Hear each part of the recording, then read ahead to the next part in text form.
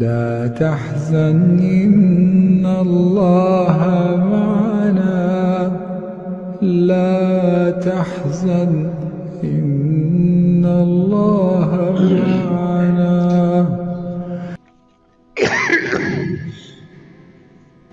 بسم اللہ میں ہر درد کے لیے شفا موجود ہے۔ چنانچہ قیصر روم نے حضرت عمر رضی اللہ عنہ کو خط لکھا۔ اس وقت تو مسلمان بہت زیادہ سویلائز اور بڑی پاور سمجھے جاتے تھے، تو قیصر روم نے خط لکھا عمر رضی اللہ عنہ کو کہ مجھے سر میں ہر وقت درد رہتا ہے، جیسے شیٹی کا پین ہوتا ہے نا، آدھے سر میں درد ہوتی ہے، اس کے سر میں ہر وقت درد رہتا تھا۔ اس نے کہا کہ اگر آپ کے پاس کوئی اس کا علاج ہو تو مجھے بھیج دیجیے۔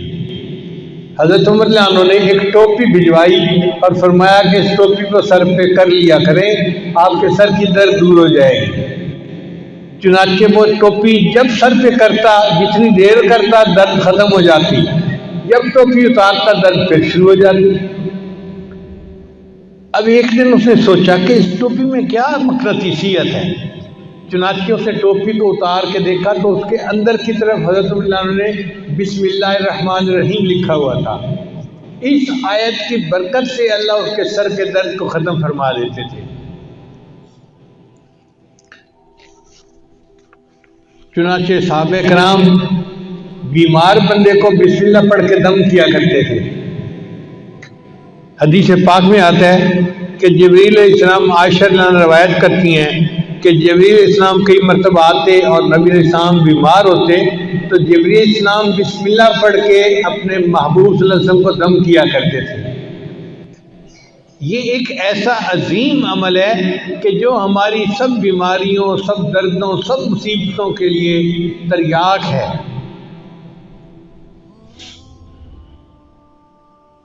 حضرت عثمان بن ابی العاص نے نبی علیہ السلام سے شکایت کی، اے اللہ کے حبیب صلی اللہ علیہ وسلم، میں جب سے مسلمان ہوا ہوں تو میرے جسم میں دردیں رہتی ہیں، ادھر درد ادھر درد۔ تو نبی علیہ السلام نے فرمایا تمہیں جس جگہ پہ درد ہو تم ہاتھ رکھ کر اس کے یعنی جگہ پر ہاتھ رکھ کے بسم اللہ پڑھ لیا کرو، اللہ تمہارے درد کو ختم کر دے گا۔ چنانچہ جب ان کو درد محسوس ہوتی تھی وہ درد کی جگہ پر ہاتھ رکھتے تھے اور بسم اللہ الرحمن الرحیم پڑھ لیتے تھے۔ اس کی برکت سے اللہ نے ان کے درد کو ختم فرما دیا تھا۔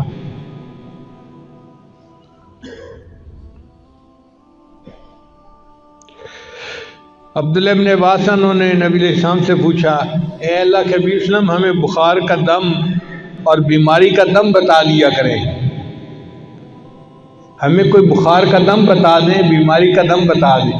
تو نبی علیہ السلام نے فرمایا کہ جب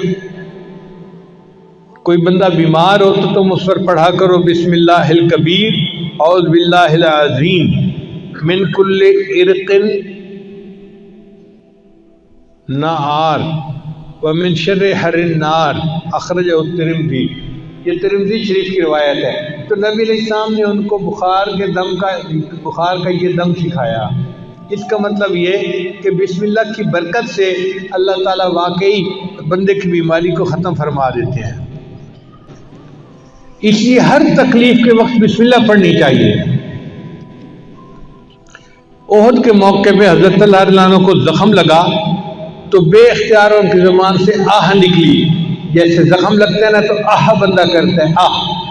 تو جب ان کو زخم لگا تو انہوں نے آہ کی تو نبی علیہ السلام نے فرمایا لو قلت بسم اللہ لرأیت بناءک الذی بنى اللہ لک فی الجنۃ وانت فی الدنیا۔